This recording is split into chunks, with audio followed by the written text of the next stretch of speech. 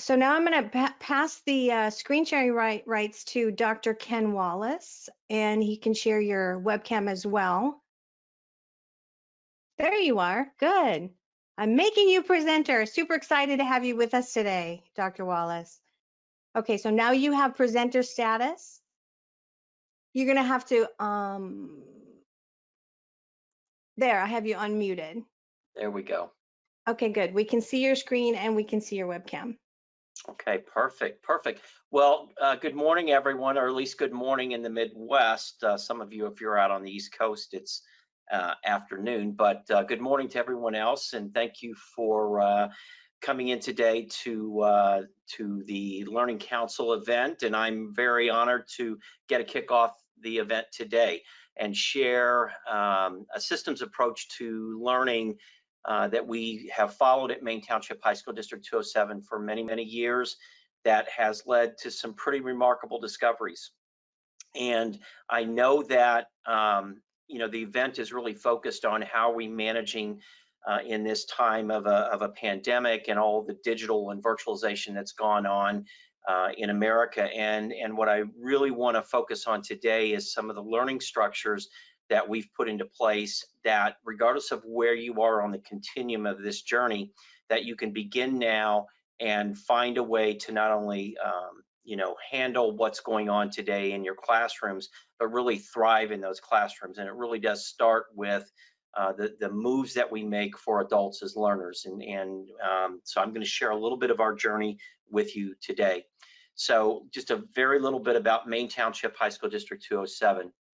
We are 3 large high schools that wrap around O'Hare. This is O'Hare down here in the bottom left-hand corner. We're around the northeast side of O'Hare. We're in 11 communities.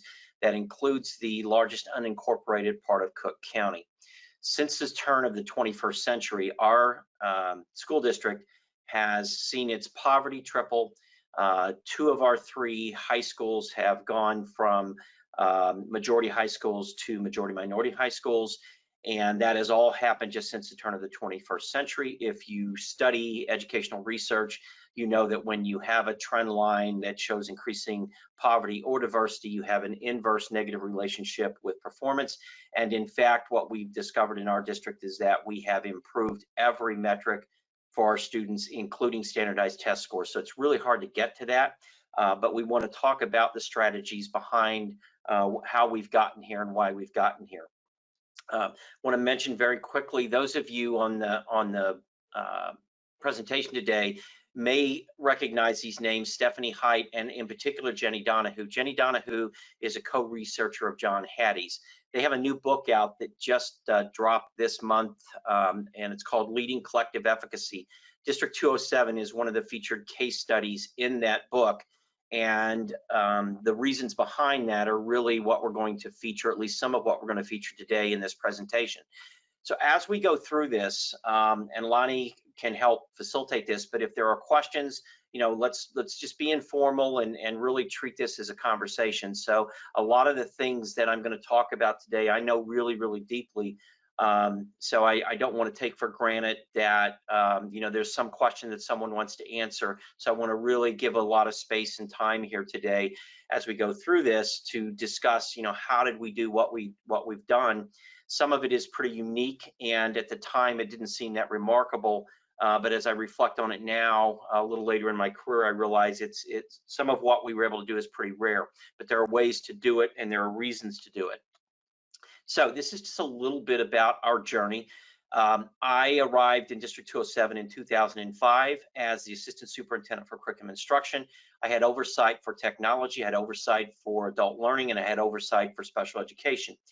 So we had just begun training in cooperative learning with Roger and David Johnson from the University of Minnesota Cooperative Learning Center.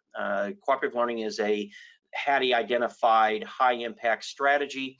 The Johnson model is particularly important because not only is it really research based, but they have a train the trainer model, and that feature really had a lot of impact on our district. So when I got here, we were training actually in the summer. I came in and joined the training, and it was really powerful, and I got a lot from it, and I love the train the trainer model. However, I'm also data driven. So a year or so into my work here, I conducted an instructional audit. I actually brought an outside group in to do that.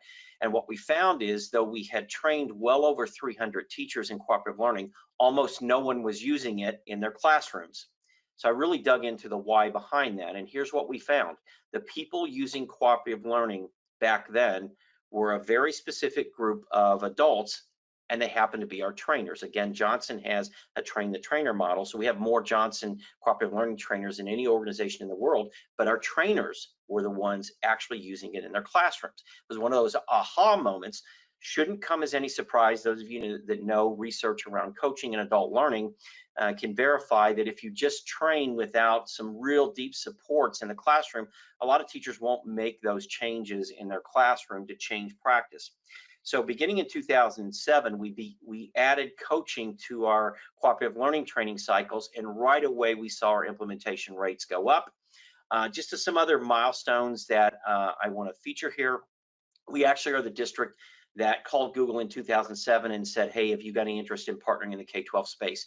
They had 4 university partners at that time. We met Jamie Cassup, a lot of you know him, became good friends with him, but we literally were beta testing Google Apps for Education back in 2007, 2008. So we literally helped launch the cloud computing revolution, which has been fundamentally a true advantage as we've gone into this pandemic and into a virtual learning environment. If you've been practicing cloud computing for a long time, it does make the asynchronous part of the work much easier.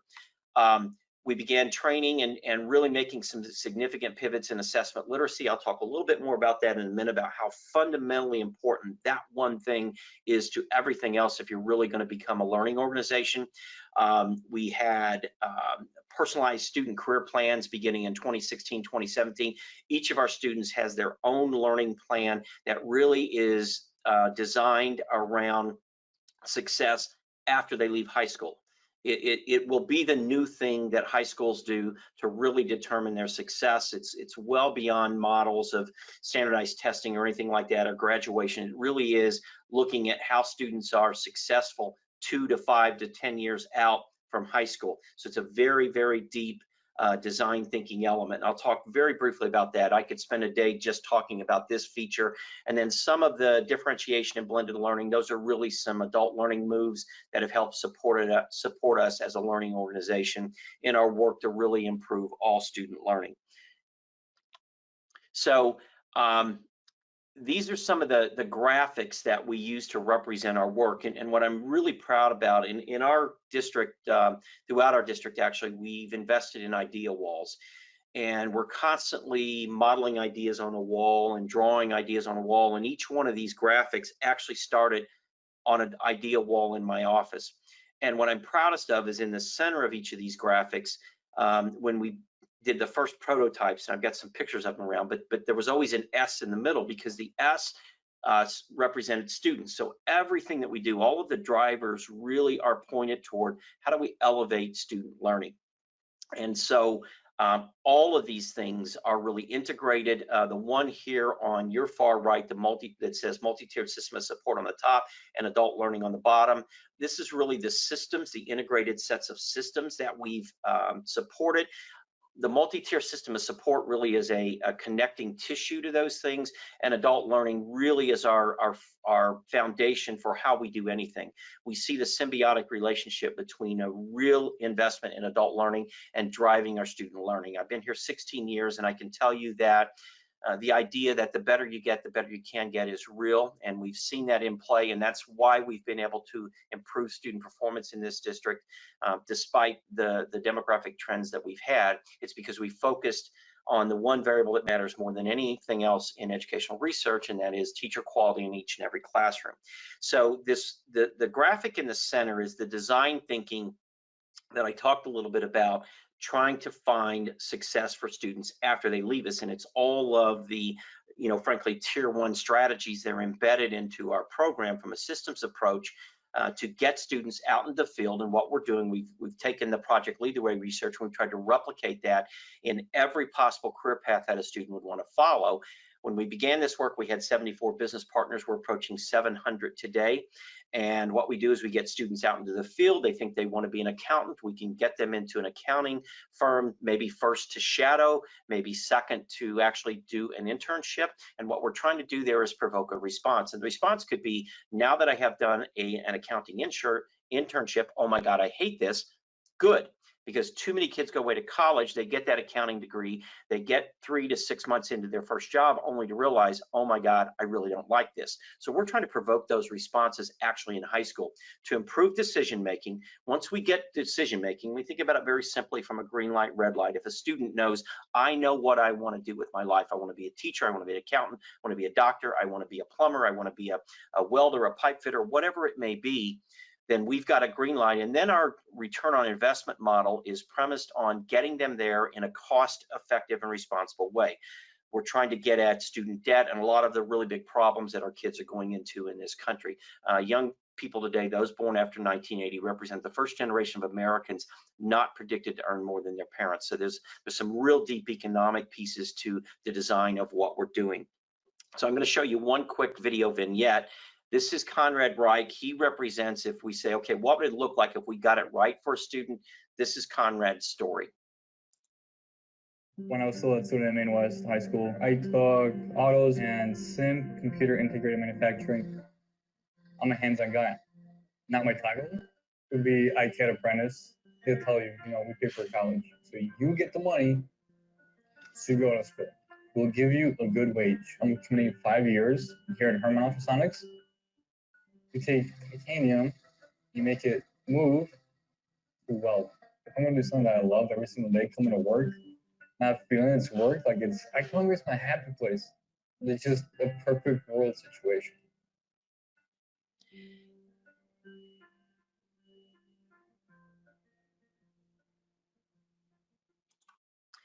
So we have 6,400 students in our 3 high schools. We used to have a 4th high school, Maine North. Right now we have Maine East, Maine South, Maine West. At one time we had Maine North that opened up in the early 70s, closed in the early 80s. You wouldn't know Maine North except that you might have seen a movie that was filmed there. There's a little movie called The Breakfast Club that was actually filmed at Maine North High School. So those 6,400 students, when I show Conrad Reich's story to our team, I literally have said on more than one occasion, that's what we want to do for every student. So Conrad's story is, he was like a lot of kids that come to school. He really likes to do things hands-on. School isn't always friendly to those kind of kids. And what he found first getting into an autos class is a real love of technology. We have some of the best career and tech ed teachers in America in our district. We're really privileged to have that. And through his work in our career and tech ed classrooms, he was able to secure an ICAD apprentice right out of high school. He graduated in 2019. So this past year, Conrad has been working 3 days a week for Harman Ultrasonics. It's one of the leaders in its industry right here in the Chicagoland area. He makes $30,000 for 3 days of work a week. That's a $50,000 job right out of high school. He's going to college 2 days a week and he's getting that paid for. And once he graduates in the next couple of years, first of all, his income is going to increase significantly. If he wants to get more education that is a value to Harman Ultrasonics, they will pay for that. He will have no debt coming right out of high school. He's doing exactly what he loves to do. So that design thinking of really, first of all, finding out what you love to do, for the way that we look at this work, if you can design in such a way that you find out what a student's hopes, dreams, passions are, how they want to change the world, and you can intersect that with a way to make a livable wage. And that's really the bias in our programs. We really are pointing to things that pay a livable wage, and you can design to that and help a student get there. There really is little more compelling work that anyone can do in high schools, and we take that work very, very seriously. We actually think we do a lot of advanced equity work, and we're on the road to do better work there. We really think that that is the epitome of the work in equity, because if you get a student, you change their life, you get them working in a role that they love, that pays a livable wage. You don't just change their life, you change their children's lives and perhaps even their grandchildren's lives. You really can change the trajectory of families' lives by doing that. So we really take that work seriously. A big challenge that we've had, obviously, like everybody else, is we've gone into the pandemic, is our inability to do as much as we previously could do in person. We had nearly 5,000 students placed in job placements of one form or another in the last year. So that obviously has been a little bit more of a challenge. We still have students doing some in-person things, but our career team has been amazing just in how they've been able to virtualize the experiences of our students. So we have virtual internships and virtual shadowing and things like that that have been just amazing in the work that we've done. That's worth a whole series just on that. So anyway, that's part of the design thinking of what we do, and that is the epitome of the work. All of the drivers that we're going to talk about today are all premised on that one thing, trying to have every student's story be a lot like Conrad's. So I want to start with this concept of assessment that is a really, really big deal. I'm a neuroscience junkie, and I was actually fascinated by the math program that our sponsor showed because it really does touch at something that's essential to how we design school, and it really gets at learning science. And if you notice, that game was very much a gamified experience. And there's some real neuroscience behind that if you understand how humans learn. And so I want to play just a little game with you. And so when I do this, whether you know it or not right now, you're looking at that and you're trying to solve that. You're trying to figure out what is Ken doing there with all those blanks. And what Ken's actually doing is he's playing a little brain game with you, because what that says is, hello, it's nice to see everyone. And how we are wired as humans is that when we see those brain games, we actually will try to solve that puzzle even at a subconscious level. Our brains are wired to do that. And as long as we don't introduce punishment while students are learning and trying, the human brain will continuously try to solve that puzzle. It's what Judy Willis, very famous neuroscientist and educator herself, who's done a lot of work in the education space, will say that students actually can get addicted to learning. And so this concept of assessment, whether we're in a live environment or a virtual environment, is really, really important to do the one thing that schools ought to do above anything else, and that's create an environment where everybody's a learner. And so we model this beginning really with our adults, because what we want our adults to know, and this is an explicit message that we say to them, it's okay to be wrong. There's so much value in learning from being wrong. And what we've done in education for far too long is we've made learning about right answers, and we've punished people for being wrong. And if you do that, think about all the things you wouldn't do in your life. You would never learn how to ride a bike, because the first or second time that you fell down when you were riding your bike, you'd stop trying, because learning, if it's about being wrong, you stop the moment that you're wrong. And so what we've got to really reframe is this idea that learning is about trying, is about figuring out, it's about generating questions, and it's not about being right, it's about being persistent and finding answers and learning from mistakes. And so this is such a key concept. Again, I could do a presentation all day just on assessment and the role in great learning organizations that assessment plays, and how we frankly have gotten it wrong for 200 decades in this country. So that's a really important part of what we want to do, and we send that message explicitly to our adults. So our adult design is really a learning pathways. Everyone's got student learning pathways, and career pathways are a big thing now. Well, we think we use the same design thinking for adults as we do for students. And the reason that we do that is because those adult learning pathways really help drive student learning. If you want adults to be powerful teachers to help drive student learning, they have to be practicing learning themselves. They have to be using the very strategies that they're going to help students understand. And that's that concept that Hattie gets at of things being visible. They got to be visible to all the learners, not just the adults can't be the only ones who know, and the students can't be the only ones that know. The power really happens when both groups really know. So this is from our adult learning webpage. I've got the link on the bottom. It's a really, really powerful webpage. You'll see actually one of the tabs here is blended in e-learning staff resources. When COVID hit last spring, this site, our e-learning staff resources, because of the power of our adult learning program, was one of the most visited sites in America. We had teachers from all over the country visiting this site just to find strategies, and we made all of our links public. so that training strategies, if you wanted to, how do I use Zoom to practice cooperative learning in a virtual environment? Well, there's a way to do that. So we had, videos and ways to actually implement strategies to do that. So our adult learning program is premised on the following concepts. In the same way that our cooperative learning trainers were the ones back in that we discovered in 2006 and 7 were the only ones really using cooperative learning. Well, that's a Glasser idea, and it's the concept of, as a learner, I remember 10% of what I hear, 20 or 25% of what I see and hear, but 95% of what I teach. So our goal here, and I say this and I really mean it, is to give pathways, to create pathways for every one of our teachers to be a leader, to lead their own learning. And you'll hear from some of our coaches here in a little bit. And what you will hear is that as our coaches coach, they themselves become much more powerful teachers. The act of leading your learning is such a powerful thing from a design standpoint. It absolutely has to be the foundation of what we do as learners to really help drive learning in an organization. So that's our pathways, and then we've got multiple pathways. A lot of our work is premised on coaching, but we also have a really strong induction and mentoring program. Our induction program, when you come to work for District 207, you're actually in a 4-year cohort. So it's like taking a master's plus a PhD course over the next 4 years, because we train you, we coach you, we support you in high impact strategies.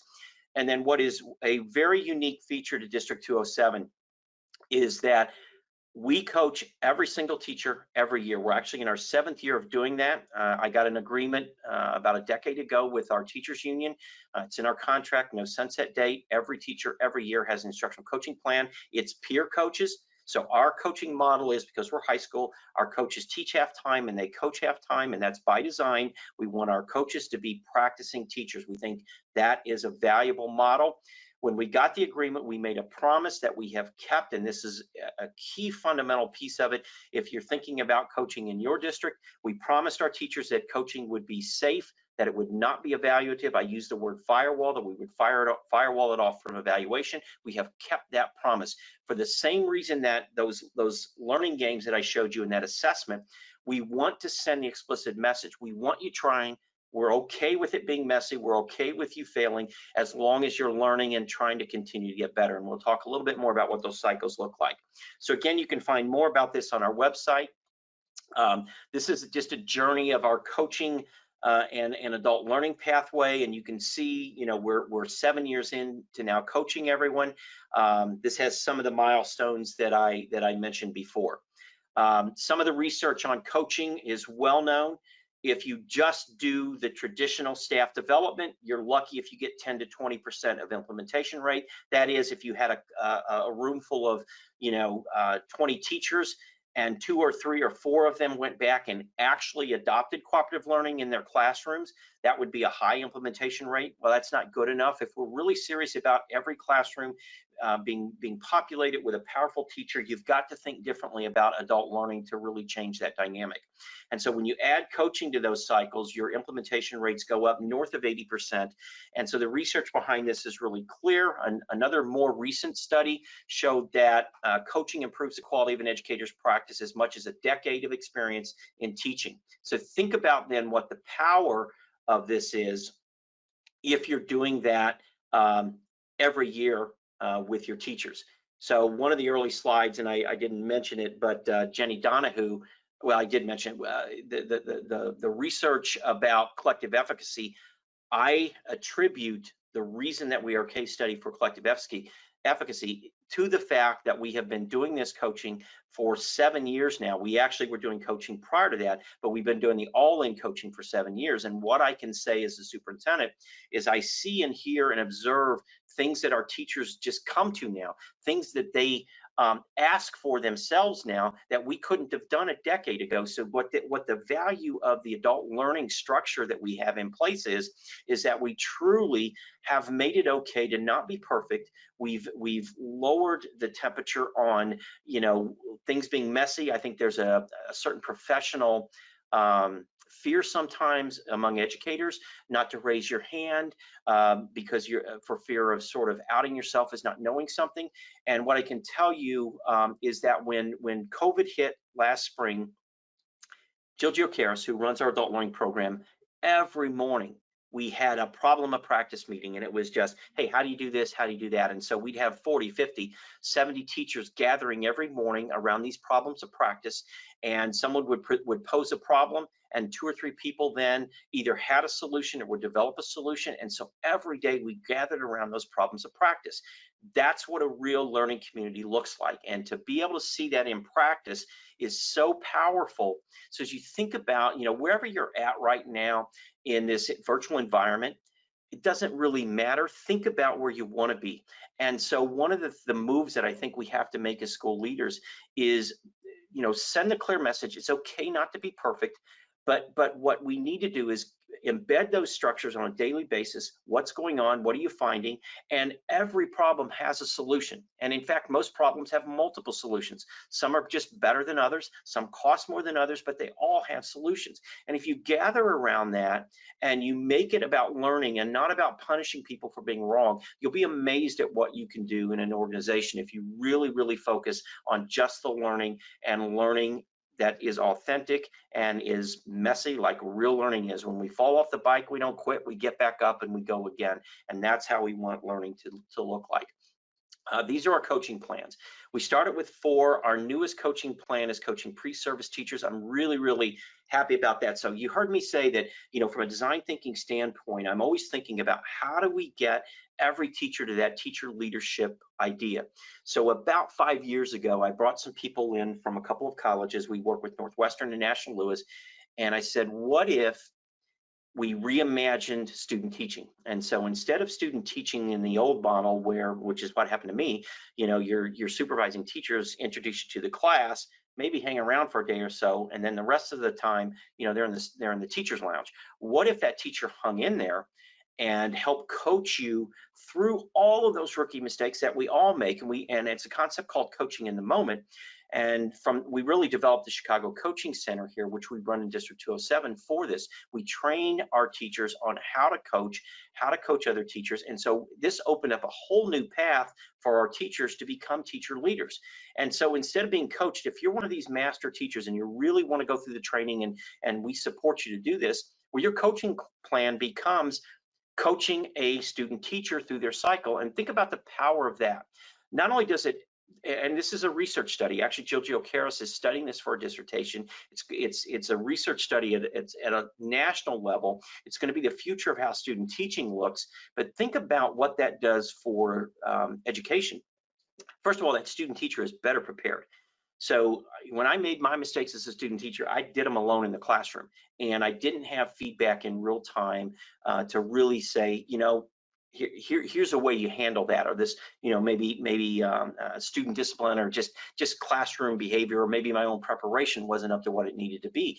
I was figuring that on my own. And in fact, when I began a practicing teacher, like many people on this call, you figured it out on your own. Well, think about the power of having that professional expert in there really helping you get through that. We believe, our hypothesis is that student teacher, once they become a practicing teacher, they're going to be more successful from day one. That's an actual research study.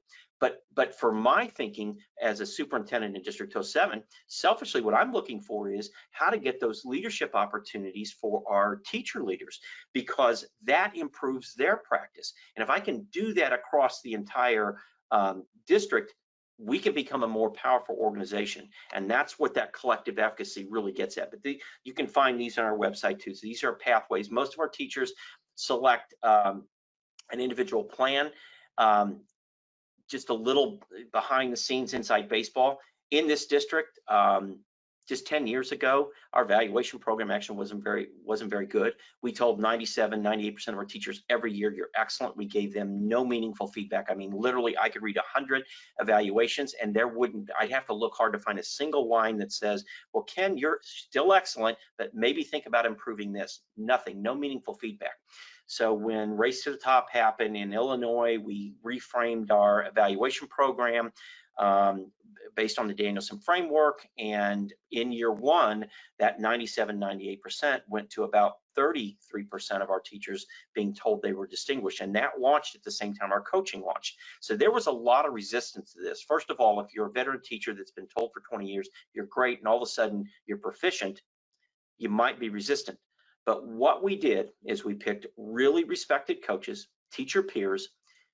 We focused with Jim Knight additionally. Jim Knight was our initial trainer, and we really focused on the relationship building.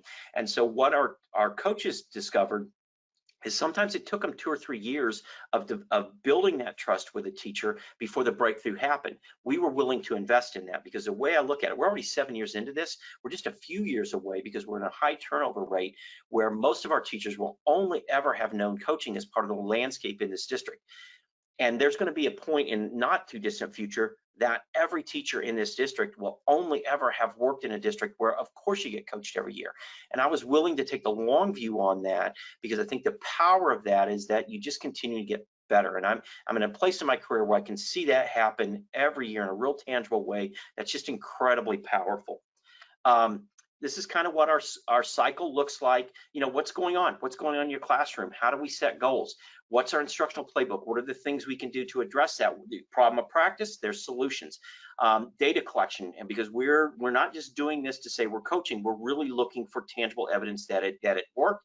And then reflection, we review data. In a perfect cycle, our teacher is working with a coach. We're a department chair model. They set goals with the department chairman who do the formal evaluations, and the goals really intersect there, but that's as close as they get. So for example, if I'm a department chairman, I'm looking at a teacher, I say, hey, I really want to see a little bit more authentic student questioning in a cooperative learning framework in your classroom. Well, that's the goal that I set with my evaluator, but I work on that goal with my coach, and it can be messy behind the scenes with the coach. And I can, I'm working then with an evaluator who comes in, and hopefully over time, and this is almost always the case, that evaluator sees growth in the use of those strategies, which is then reflected in the evaluations. And what we've seen every single year is our distinguished ratings, which is the former excellent, have gone up and up and up and up. If you plot them, they continue to go up, and that's how it should be. But our teachers today who are earning distinguished ratings with us, they're really, truly distinguished teachers. Which again, that's what you're looking for. So this is kind of a small vignette of what a coaching cycle would look like, but this is really what the work looks like. And I think you'll see what I mean by, really the power of this. I'm working on a coaching plan with Sarah to try to foster some more authentic discussions in my class, build some higher questioning from student to student rather than mostly teacher-led, which I feel like it is right now. The goal is to work on discussion and cooperative learning strategies in the class. So we're going to go in and measuring student participation in discussions, the level of thinking of their questions, and what kinds of questions they're asking. So looking at this peer review data, what do you like about it? I guess I've never really asked them how they like to share. What change would you want to make? Modify certain discussions that already exist with adding the piece of writing it down before sharing it out. Like a think, pair, share, but instead of just thinking, actually writing it. If they're in different types of groups, maybe that would increase their comfort level. They get used to working with. Now we have to set a really good goal. Powerful, easy, emotionally compelling, reachable, and student focused. Someone who can measure. We'll have an increase in their participation, in their class participation. Your strategy for calling on people to share with the whole class is very different from the first data collection we did. This class has come a long way from the beginning of the year in terms of who's willing to share out the ideas and the complexity of what they're sharing out. So I'm excited because it was a very easy change on my end. So I really, really love that. That's Sarah Georgievic is the coach there in that, and she's actually coaching one of our newer teachers who's also in our 4-year cohort. But that cycle is pretty indicative of what the cycles look like in our teaching. If you think about the level of professional support for teaching, I'm biased about this, but I think it's unparalleled because it isn't just a typical coaching model that we see across the country is just people who raise their hand and say, I want to be coached, or people that because of maybe a poor evaluation are required to be coached. In our model, it really is everyone being coached. And again, we're looking at that organizational collective efficacy, and I think that's really the way that you get there. And we've seen the power of that as we've gone into this virtual virtual setting. We're kind of on a hybrid model, and we're moving to more of a hybrid model, hopefully, if the infection rates will get back down in Illinois. But regardless, what we've seen is our teachers have continued to be learners. They've continued to ask questions. They were well equipped because of the cloud computing and the one-to-one work that we've been doing for over a decade. Our students were connected because we've really attended that. You can't really do one-to-one without being connected. So those kind of things we had solved going into this. But to see the power of the learning has just been really amazing. So this is one of the aspects of our coaching plan. This is called the CLEAR part of it. It's an action research strand. Our teachers identify a problem of practice. They do an actual action research study where they identify an independent variable, dependent variable. They study it every year and they report out. This is actually a partnership as well with Northwestern and some other universities, and it's been just a really, really cool thing. And we have a lot of teachers that pick the action research strand year over year just because they love it so much. So this kind of is a framework of the CLEAR model, but it really does sort of represent even what you saw in the coaching cycle, which is kind of ask a question, identify a problem of practice, collect and analyze data, and you use it to drive, future practice. And it's this really recursive process that is really a learning process. And again, some of the strategies underlying all this is just let's look at learning in a pure sense for learning. And not be hung up over being perfect or being right. I always say don't let trying to be perfect get in the way of getting better. Some of our cohorts and self-directed learning, this is on our website as well, that are really powerful. These are just some of the cohorts that we run. So we have job embedded staff development, which I made a commitment really 15 years ago in this. If you try to get teachers after school or on weekends, you're going to have limited success with that. Our design is that we embed learning into the day. So the coaching plans, the cohorts are by and large in the day. We do have some things that are after hours, but largely our stuff is built into the day. We've redesigned our schedule to facilitate this, to give teachers more free time to participate in professional learning. We think it's that important. If you want to do it, you have to make a commitment to it be job embedded adult learning.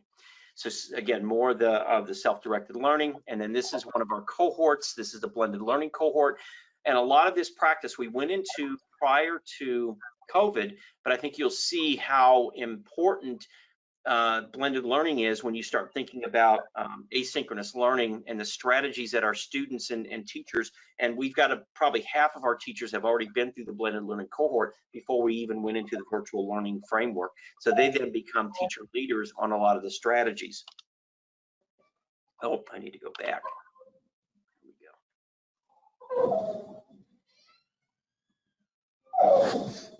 When you're done, you have permission to blend after I photograph your poster board.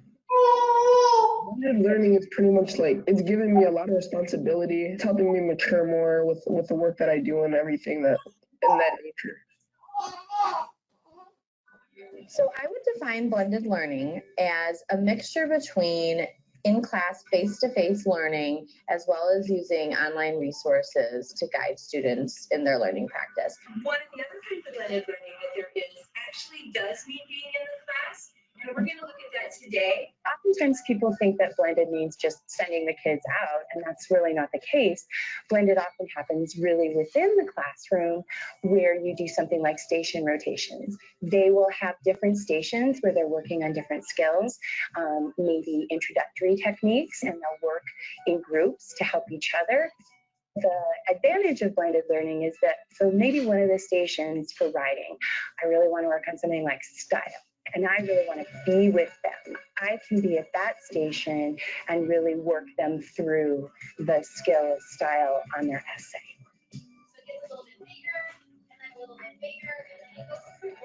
Now I can walk around and I can talk to every student every day about how they're doing, about their lives, what they need to be successful.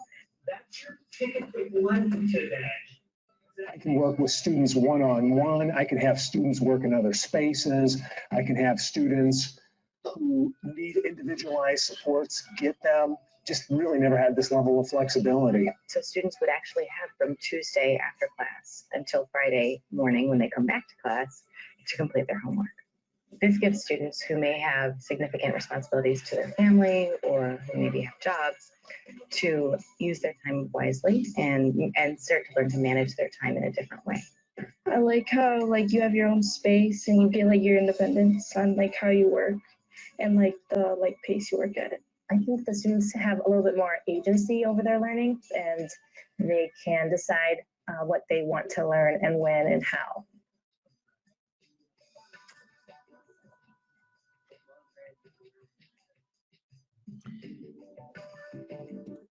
So one of the things that we really have talked to our teachers about, and it's not a hard talk, but it's about even going into this virtual environment. So you heard Kate Lee talk about the station rotations, for example. Well, we've tried to really replicate those learning routines that are established in our classrooms, even in a virtual setting, and it's doable. I mean, there are both Google Meet and Zoom, which are the two platforms. We also use Google Classroom, have the function that allow for breakout rooms. And so you can do the station rotation, for example, in a virtual setting using breakout rooms, and our teachers have done that. So we've tried to continue to make, even if it's in a virtual setting, we've tried to continue to make those learning routines familiar to our students and not reinvent those things. And that has helped, I think, our teachers and our students in this environment really continue to do really well. We constantly are looking at our student data, and right now our student performance data is on par right now at this point with what it would have been historically in the last few years from a student success rate in terms of just the pass rates and things like that. So we have looked at that very, very carefully to make sure that that's happening. This is kind of a coaching cycle with all of those supports on the bottom, frankly, all of the supports, all three of them being job embedded. Those things happen during your job, during your day, and that's an important feature. And then very short vignette from some of our coaches and some of our teachers.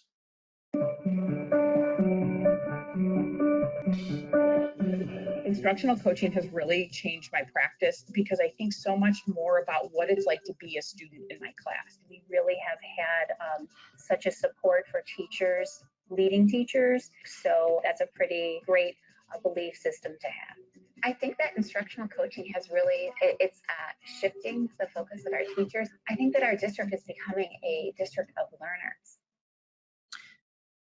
So when you have a teacher, one of your teachers talk about becoming a district of learners, there's little else you can do as a superintendent to create the conditions for that to happen, because if it's done right and you have these things embedded, what you end up with is sort of this learning organization that really is its own organism, and that if you've got the things embedded like the ongoing coaching and adult learning, this organization of learning just continues to really grow.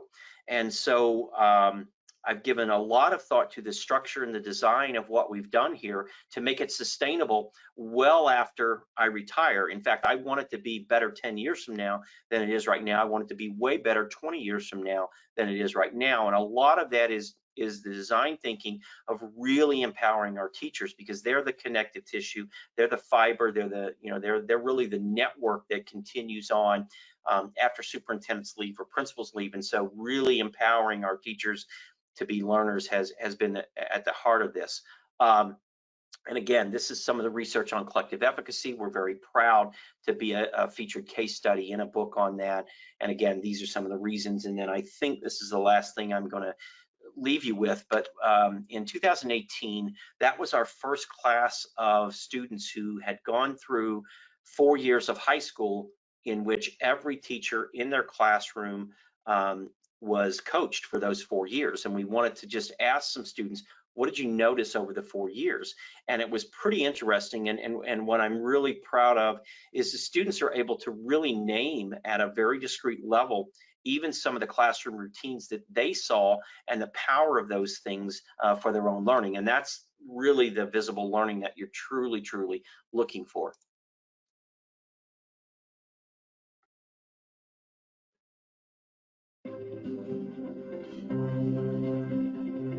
You can see a noticeable difference even in just the 4 years that I've been here, and they're just becoming better at teaching us the way we would like to be taught, and it's actually providing more meaning to us as students so that we actually want to conceptualize and learn all the things that they're teaching. We do a lot more cooperative learning, and our teachers lecture a lot less now, so we do a lot more problem sets in class, or we'll work in teams together. Teachers are kind of students too because they're being coached, and it shows that there's always opportunity to grow, whether you're a student sitting in math class or you're a teacher trying to learn how to teach a lesson better.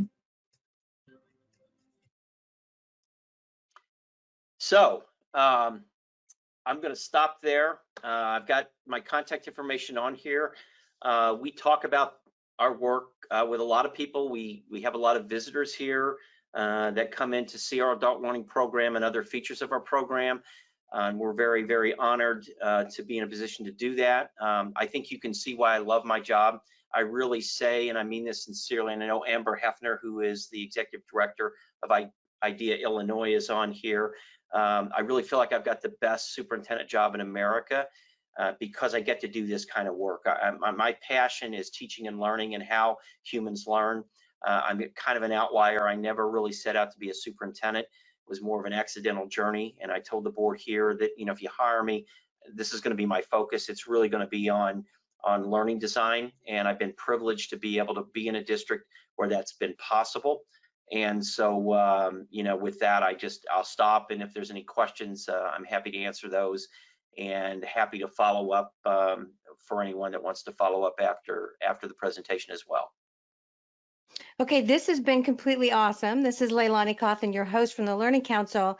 Everyone, if you're on the line and you want to ask a question, you raise your hand or type a question in. There's a little hand raising symbol next to your name, so do raise your hand. And then we can unmute you and you can ask your question.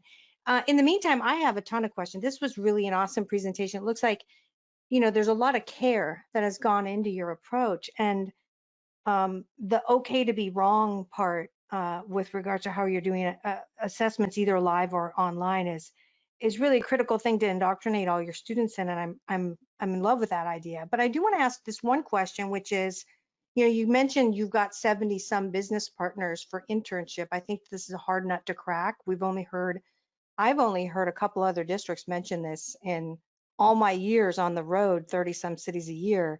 St. Vrain in Colorado is one of them. They're partnered with their local business. But how do you get them to do a program? Is there sort of a sign up thing where you know, have like, here's the parameters, or how do you do that? So we actually have almost 700 business partners. Wow. We started with 74 back in 2013, 2014. We had about 74. We're approaching 700 now. So from a design standpoint, Lonnie, we actually have added a career team. So I have a district career coordinator. We started actually with her, Dr. Laura Cook. She's actually up for a national award with the Association of Career and Technical Education. She's really as good as they come in the nation. We started with her and then we quickly outgrew her. So we have a career coordinator in each building. And that team of 4 goes out into the field, they build the business relationships, they set up, whether it's a job shadowing, whether it's just a tour of a manufacturing plant, or whether it's the actual internships, they set up the conditions and the requirements for that. We're very fluid and very flexible. So in 2013-14, if you want to do an internship with us, you had to take a semester class. Most of our kids never would take that. So we realized if we wanted to really get every student these experiences, and we want iterative experiences, we know that one time out in the field isn't enough. We think it's going to take 3 or 4 or 5. That's a research study that we're conducting.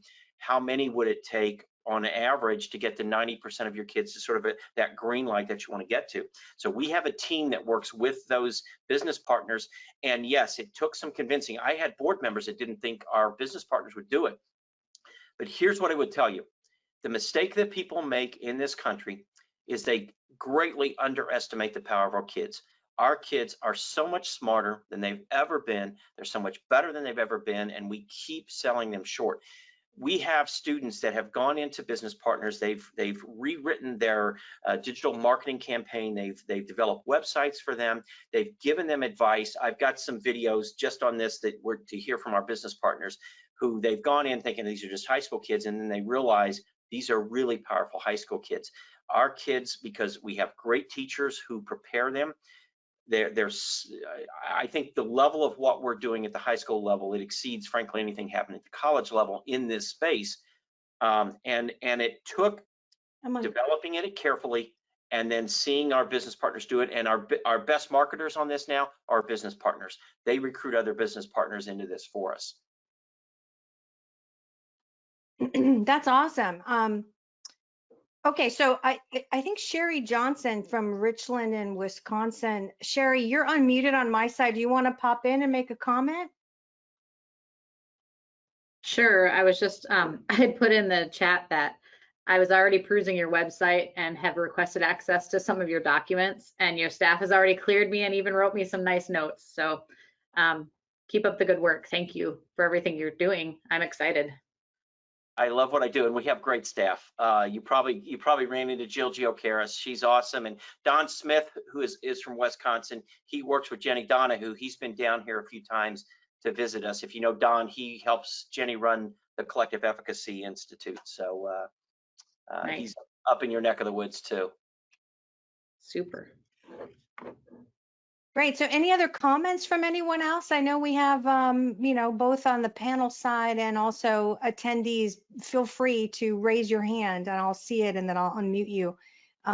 This has been really an awesome presentation. I think there's so many parts to it. I really don't know where to start with it all, but just the hands-on work in CTE, the reality that not every kid wants to even be college bound. They want to earn a good income in the course of their life. They want to do some of the hands-on stuff. I think that's huge. I want everyone in America to hear that.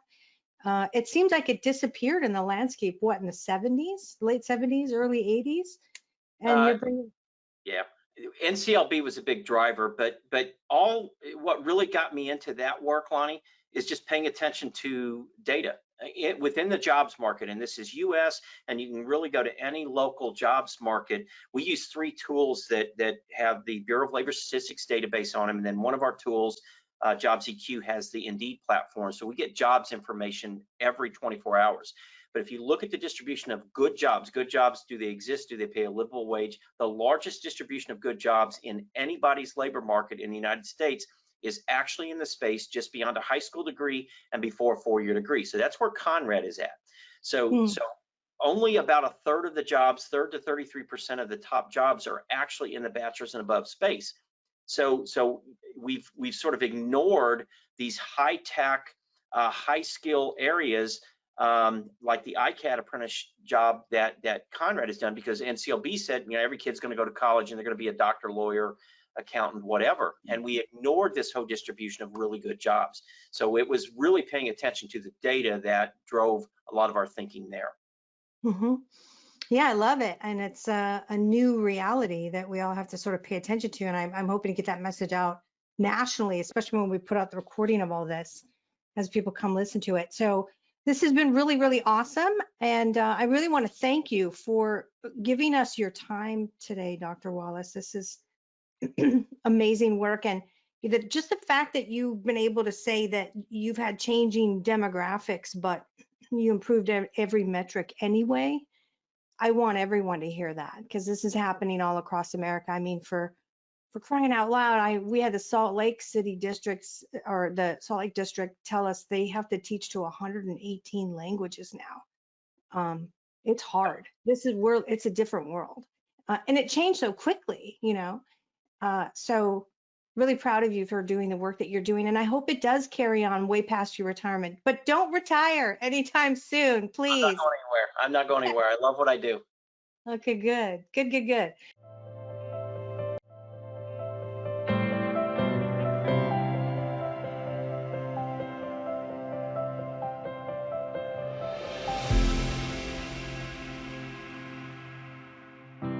That was the biggest push for a lot of our teachers, is seeing how immediately it impacted the students' view of learning. ST Math has been a huge benefit to us. It allows our students to think critically and problem solve without the bias of language. So students are able to build foundational concepts in math.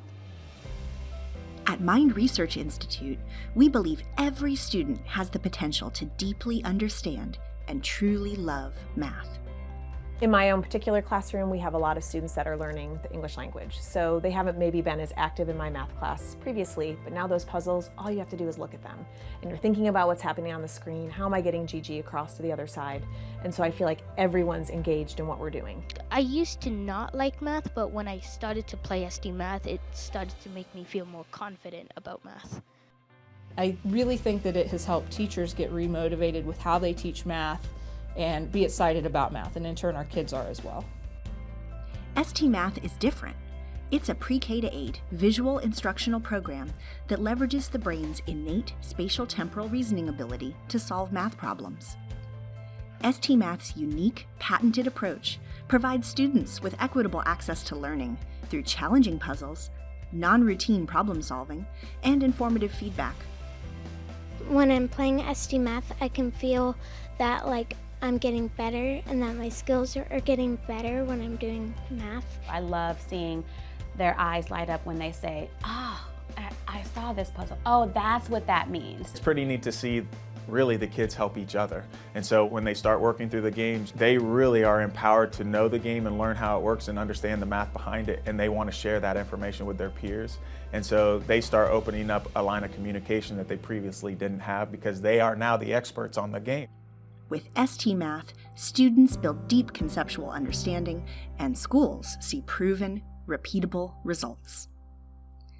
Play to learn math. Learn to love math. ST Math. Go to stmath.com to play and learn.